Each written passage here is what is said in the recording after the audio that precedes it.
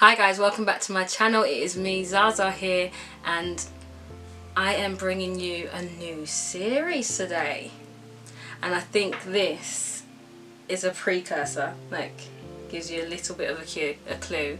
But I wanted to do something a little bit different on my channel. This is very different from my channel and very exciting to me. I am bringing you a new series called History, Mystery and Makeup, where I'll be talking about a historical mystical event that has happened in our history, or just a history topic that I find very intriguing, and doing some makeup.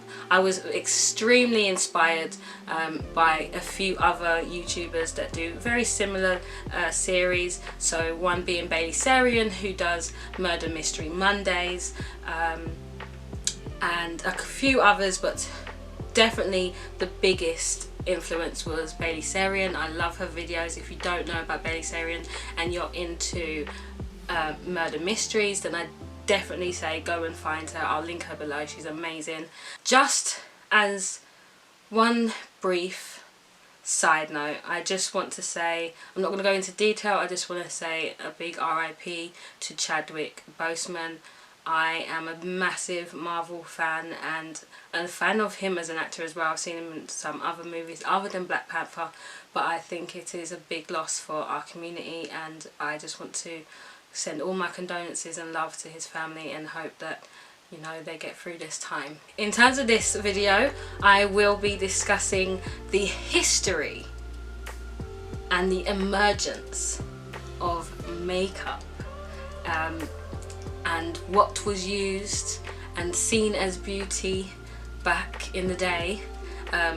This little look is what I managed to come up with during this video, and I really hope you enjoy watching it. Stick around if you're really ready to delve into some pretty gruesome history, and yeah, give it a big thumbs up if you enjoy it. Don't forget to subscribe if you're not already. If you're new, hi, I'm Zaza.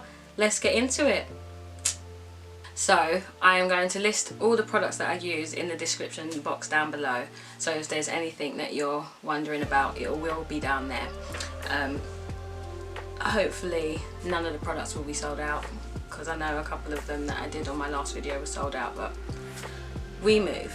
So let's get into these eyebrows.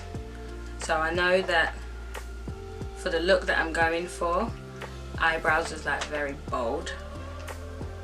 But yeah, let's get into it. So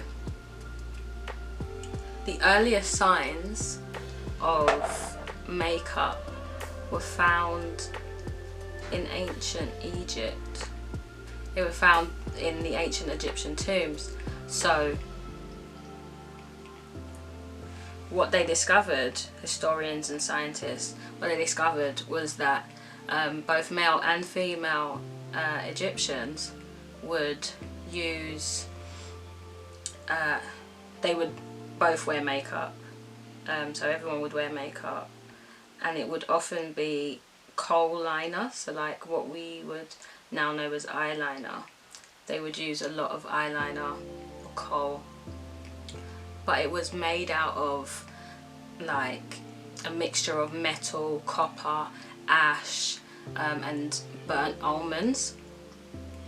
And I'll put some pictures on the screen, but everyone knows like the pictures of like the very elaborate eye kohl makeup, and they also used it for like a mascara on their eyelashes also, but their eyebrows were also quite bold, so I've got to make these quite bold. So not only did this give them a dramatic eye look, but it also deflected the sun, because obviously, you know, in Egypt, very hot, the sun was very potent, so it would help them deflect the sun from their eyes. And scientists also believe that because they used lead in the kohl liner, it also stopped them from getting a lot of diseases, because the lead would kill the bacteria in the diseases. So it actually helped them in multiple ways, I guess. Multi-use, you know. But the Egyptians actually believed that using the kohl eyeliner was actually warding off evil eye, and also evil spirits or dangerous spirits. So, like I said, multi-use, yeah. So moving on to ancient China now. So in ancient China, they would stain their fingernails, so it'd be like what we would now today see as nail varnish or nail polish, whatever you call it. And they would make a gum, what they call gum, out of plants, and it was how would you say it? I'm trying to figure out how to say this word. I think it's gelatinous. I can't say it, but you get the idea. So gelatinous when it was moist, but when it was dry it would go hard. So obviously you'd be able to maintain on their fingernails. I swear, ancient people made use of what they had.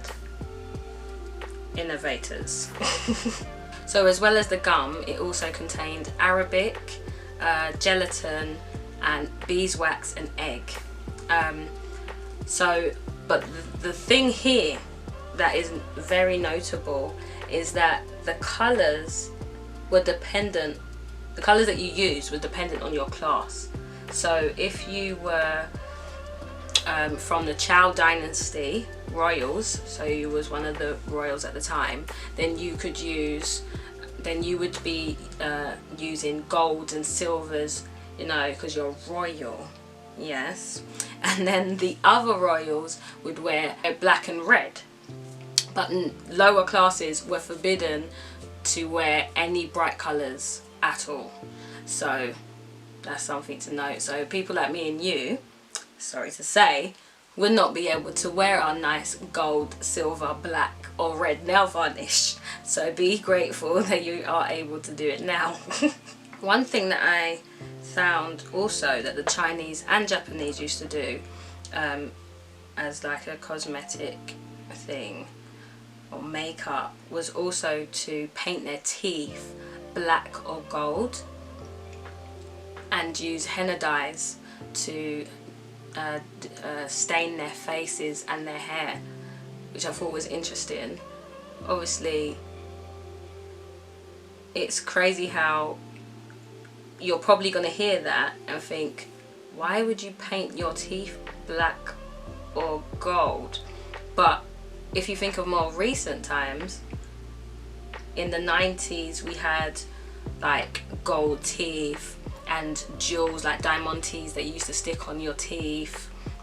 I think they still do that now. And then also like in these days we have grills, so it's not really far-fetched or like out of this world that they used colours on their teeth as well, because we adorn our teeth as, I guess, a type of makeup in some way, like to make them look pretty.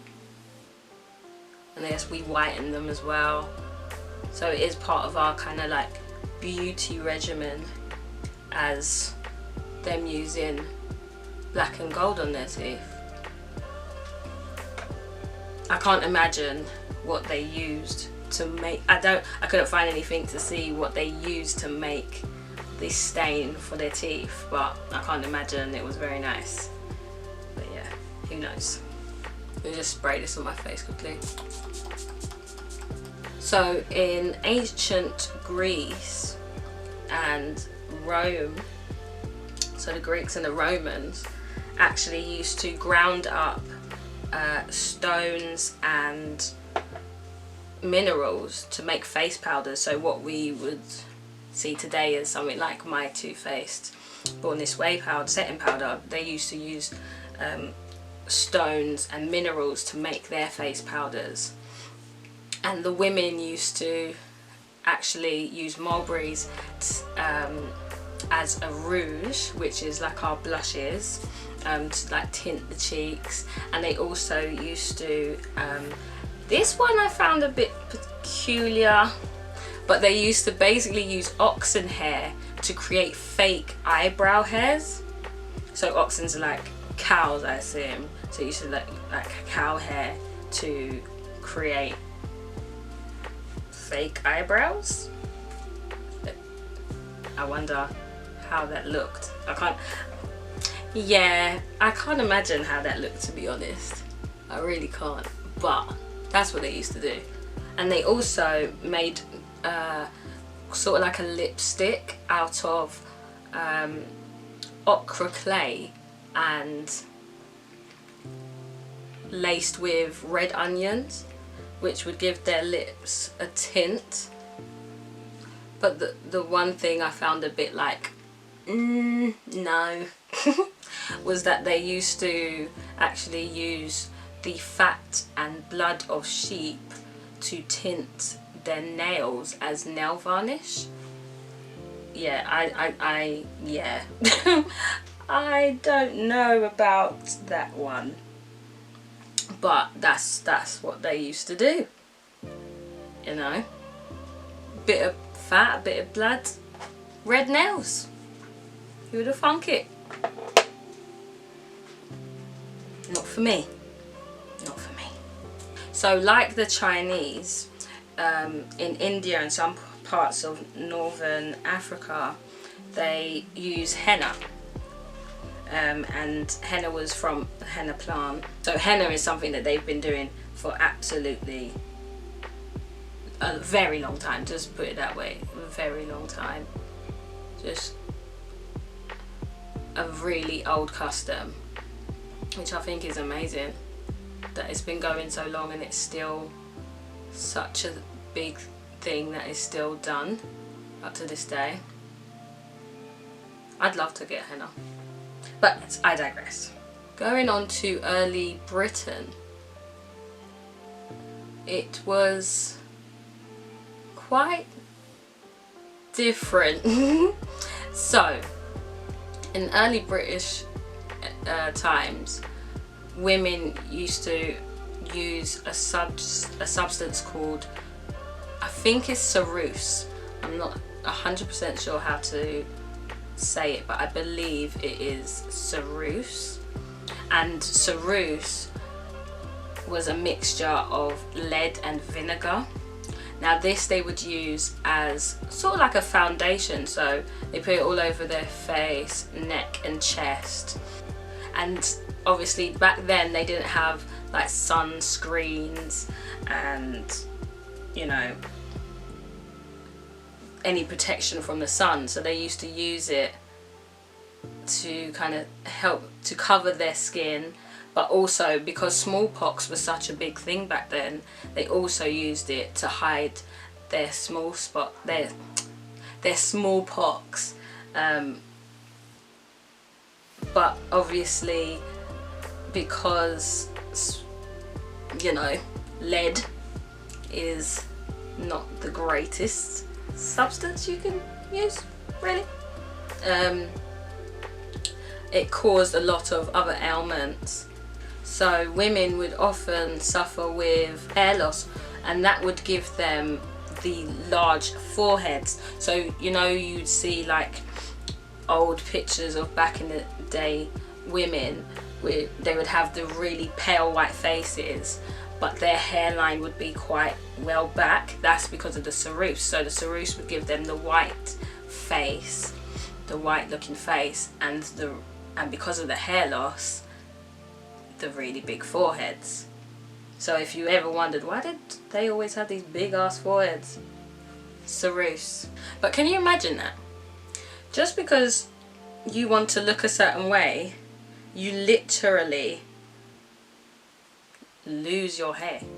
Like, you lose your hair. Yeah, no thanks. But you know, who are we to judge? Because I'm sure there's certain practices that people do these days that people would probably see the same way. Like, why would you go to all that risk for your looks? But you know, people do it today. So it's just a different time, isn't it? It's just a different age, a different period of time. People was doing what they saw as the right thing for them in terms of beauty and cosmetics. Who are we to judge? Not saying that. I don't know. I just, first of all, I wouldn't have been there because, you know. But, yeah, I can't imagine your hair falling out and you continue to put this on over and over again every day. Don't know. But one notable figure that would do this often was Queen Elizabeth I.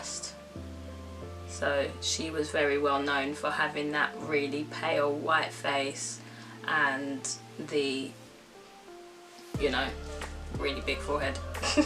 The thing with ceruse is not only did it cause hair loss, it could also cause muscle paralysis, so, you know, not being able to move the muscles in your face, neck and chest, because they used to put it all the way down, so muscle paralysis, and in worst case scenario even death. So this wasn't like, this was literally like, you could die just because you wanted to look a certain way. Literally die. It's quite scary when you think about it. They went through all that for this, for just their looks. Crazy. So some other things that the British women would also do would be to tint their lips with berries, so usually mulberries, some sort of berry, and this would give them a nice little stain on their lips, maybe a red stain. They also used to use the ash from matches to use as eyeliner, or like the Egyptians, like an eye kohl. And it would darken the eyes. So I guess it was like a sort of like a smoky look. That's how I kind of picture it, like a smoky eye look that they were doing. But obviously we know that, you know, it's not really the safest thing to put the ash from matches on your eyes. But that was just what they did. That's what they knew. There was also this big thing about hiding their freckles and, yeah, hiding their freckles. So they used to use rice powder to actually hide their freckles, which I found a bit, like, I guess back then freckles wasn't deemed to be pretty. Like, if you know me, you know I absolutely love freckles. Like, freckles are everything to me. Like, literally everything. Like, I think people with freckles are absolutely beautiful. So if you have freckles, be happy. They are beautiful. And don't let anyone tell you otherwise. They are beautiful. But they also use the rice powder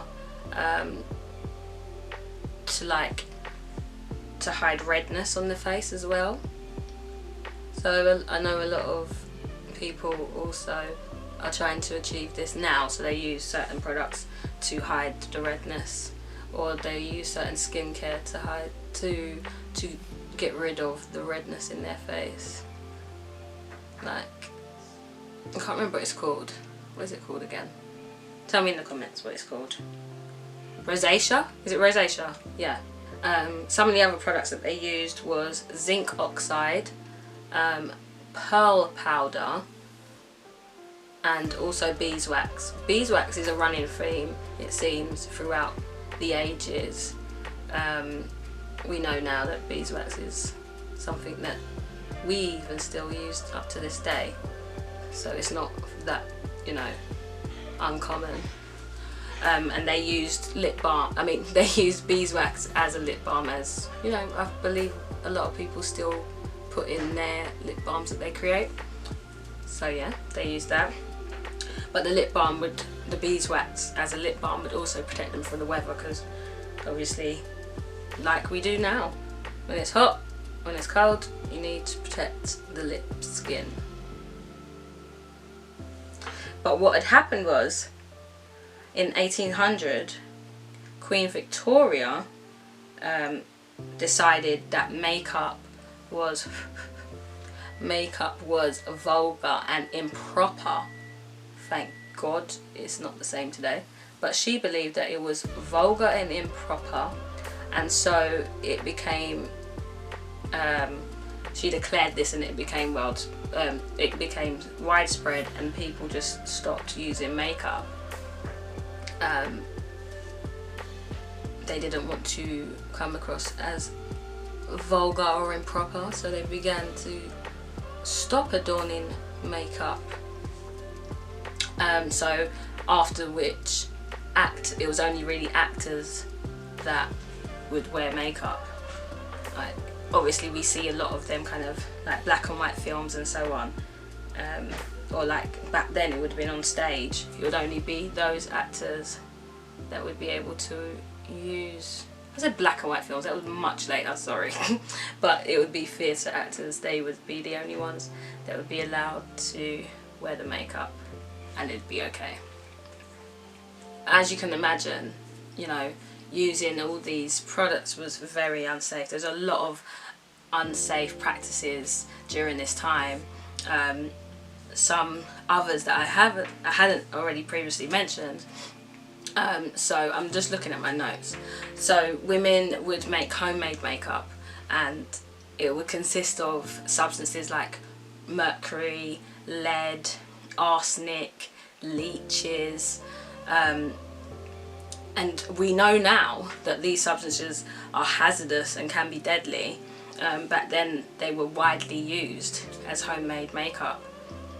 One thing that I couldn't find any like other evidence of, but not evidence, but information regarding why, but they used to use boys' urine.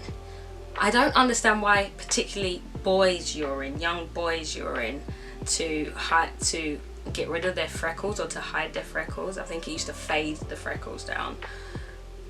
But I don't understand why it was only boys' urine they used to use. I could find that, you know, it was, everyone stated urine was used, boys' urine was used, but no one said why. So hopefully if you find out why, then please let me know, because I'd like to know why it was particularly boys' urine that they used. But anyway, they actually believed that the urine was also helpful for acne, and it's actually, even up to now, still recognised by some that it actually can help with acne. But who knows, I'm not ready to put urine on my face. Urine, because I know that a lot of people know that urine is used in some of our cosmetics today, but it's actually synthetic urine. So it's not actually from bodily fluid, because your bodily fluid is actually 98% water based. So it's a synthetic urine that has a higher potency of urine to water in it, which apparently does have good qualities. So who knows? But that's what they used to do back then. So the arsenic was actually used among many because it made the skin paler, but it also had a lot of deadly side effects. So it caused balding, but more importantly it caused death. So, you know, don't go around thinking you can use arsenic in your makeup, because it's not going to be a very good end for you. But yeah, so they used to use arsenic. They also used mercury. This was to cure blemishes on the skin, but it actually caused a lot of birth defects. So for anyone that had children while they was using mercury, they would have their children would have birth defects. when I'm just looking down at my list of things that mercury actually can cause, it's very long. So it can cause birth defects, kidney and liver problems, fatigue, irritation, tremors, depression, a metallic taste in the mouth, and finally it can obviously cause death. But it was also another product or substance that was widely used, like widely used, which is quite scary. Like, we wouldn't dare use these products in this day and age, like dare, but it was so normal back then to just, yep, I'm gonna use some mercury, get rid of these blemishes. But then I end up depressed because I'm applying it every day. Can you imagine? It's scary. Deadly nightshade was also commonly used. This was to actually, sorry, let me do that. So it was actually commonly used to dilate the pupils, because apparently dilated pupils was attractive. So, you know, like they say, like when you're on certain drugs, just a disclaimer, I've never taken any drugs, but when you're on certain drugs, they say that your eyes, your pupils are dilated, your pupils become dilated, and that's because of the drug. So deadly nightshade, also known as belladonna, was used to dilate the pupils, make them look bigger. But this also came with a number of side effects, like light sensitivity. I've got foundation on my fingernail. How? Light sensitivity. It would cause visual distortion and ultimately death. It was a quick death. I know that if belladonna was put in your food or your drink, it will kill you. Like, it's not a joke. Like, you just stay away from belladonna. Actually, just stay away from all of them. There's no need to use any of them. Obviously, these days we are very aware of what these drugs do, but you know, back then they didn't know the full extent of the effects of using these chemicals and substances. It was no joke. Another thing that I found quite peculiar is that they also used radium, which was discovered by Marie Curie and her husband. They used the radium, which is a radiation, to help with wrinkles of the skin. This would come in the forms of creams, and they would cream their faces with these products.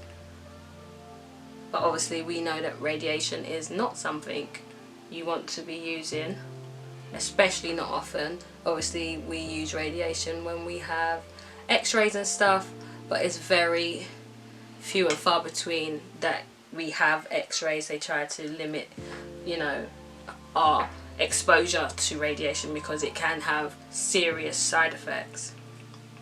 Also, sorry if you can hear these people outside. They're making a lot of noise and my window's closed and I can still hear them. They're shouting. But anyway. Now, moving on to this very strange one. I'm sorry. Out of everything that I have read, this by far got me. I was like, what is this?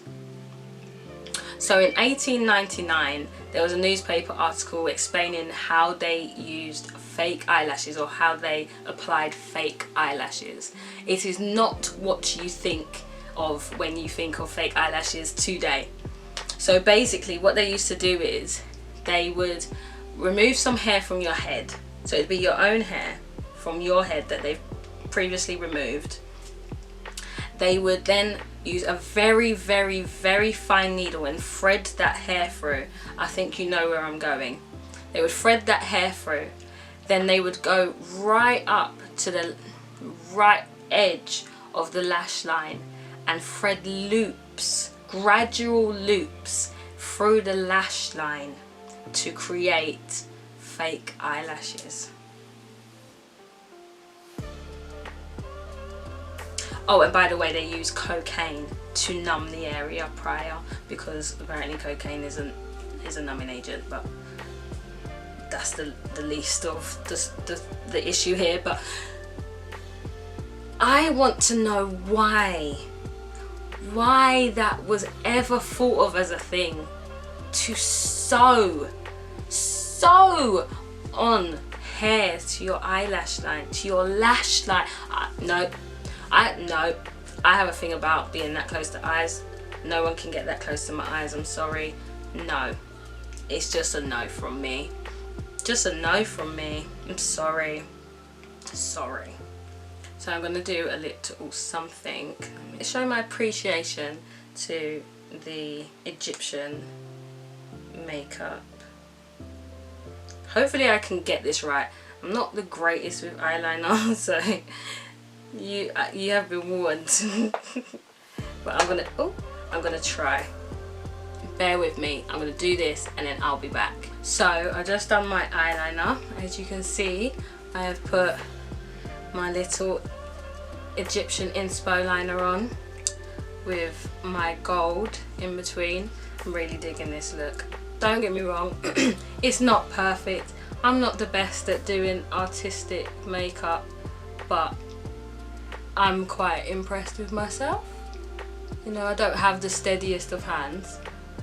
But yeah, just as the Egyptians did with their magnesite, I think it was called, their kohl eyeliner, they also used to don it on their eyelashes. So I've put my eyeshadow, my mascara on. But we continue. I'm gonna do the rest of my face now. So in Edwardian times, as usual, there was this immense pressure placed on middle-aged women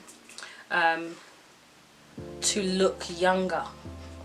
You had to look younger, you know. So although makeup, you know, was seen to many as vulgar and, you know, improper, a lot of middle-aged women would still don makeup, and many beauty salons would have women flocking in, but because they didn't want anyone to know they was publicly, they didn't want anyone publicly to know that they was getting help to look so youthful, they used to go into these beauty salons via the back door. I thought that was hilarious. Like, it's not hilarious, but it's hilarious. It's like, it was that bad back then. Like, image, what other people thought of you was so bad back then that you would literally have to hide yourself, you know, going into a beauty salon. It's quite horrible. You know, a lot of these women, because of societal pressures, felt like they had to maintain a youthful look by going to these beauty salons, but at the same time felt horrendous for having to do it, and felt like they had to hide doing it. I don't know, it just didn't make me feel good. I just felt really sorry for them. But yeah, just gonna do my lips now and then we shall be done.